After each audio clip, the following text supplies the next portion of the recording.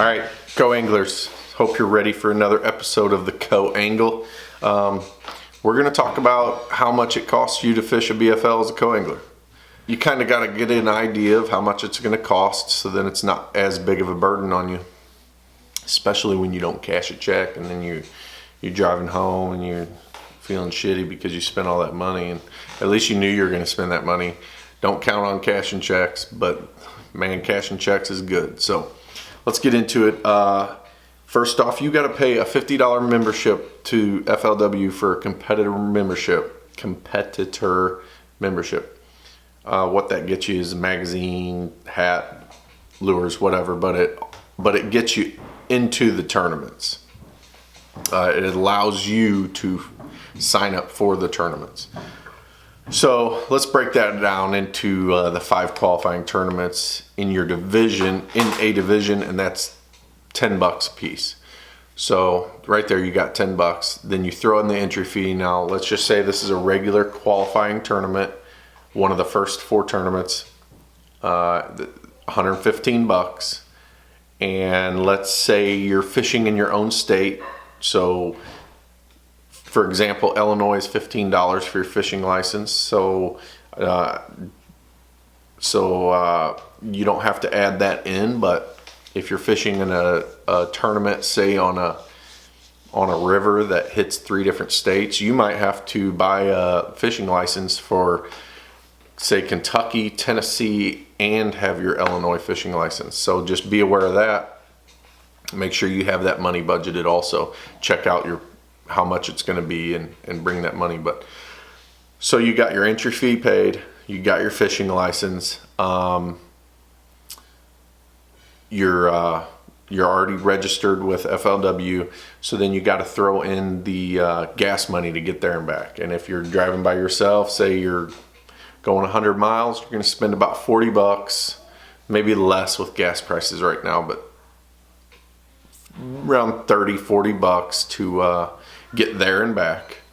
And then you got your hotel. Now this is where it's going to vary, especially if you're rooming with other people. If you're by yourself and you have to get a hotel room, that could be about $75.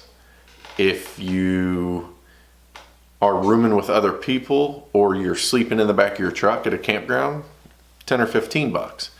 So let's just say $40 is pretty much in the middle of that.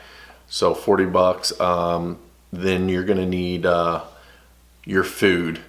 Now, depending on your road trip, you're gonna spend different amount of money on food on the way there, on the way back. But let's just say you're gonna buy dinner there, you're gonna get your food for in the morning, and then you're gonna have food in the boat. And we'll add $35 for that.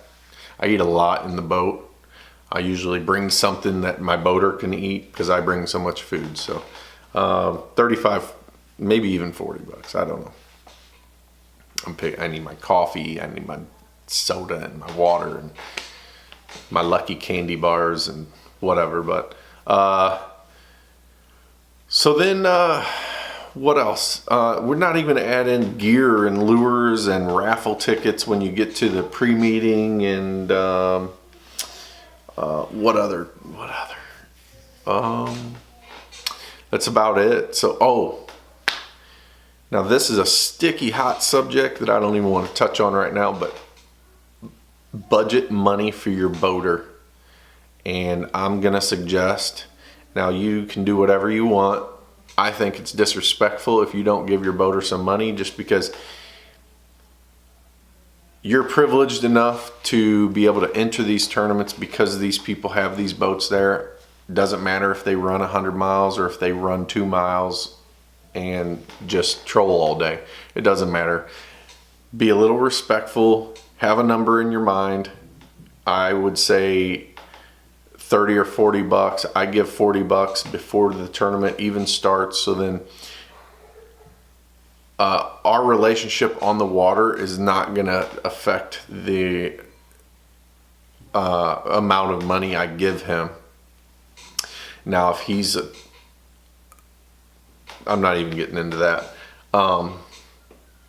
But I just give it to him before the tournament, so then regardless of what happens, I did my part. I showed him respect by giving him some money, and I suggest you do too. So we're just going to leave it at that. We could go way in depth, and I might do a video on why you would or would not give the boater money. But anyway, so that's $40 more. So I came up with a number of about $280 to fish a BFL as a co-angler. That can vary depending on, of course, the room and the gas and carpooling and how many people bunk up on the couches and the recliners and wherever you're staying. But that's the number I came up with. So just go ahead, keep that in your mind when you're budgeting for one of these BFL. This is just a BFL qualifying tournament. Now, you remember the super tournament at the end of the fifth tournament is going to be $175 entry fee.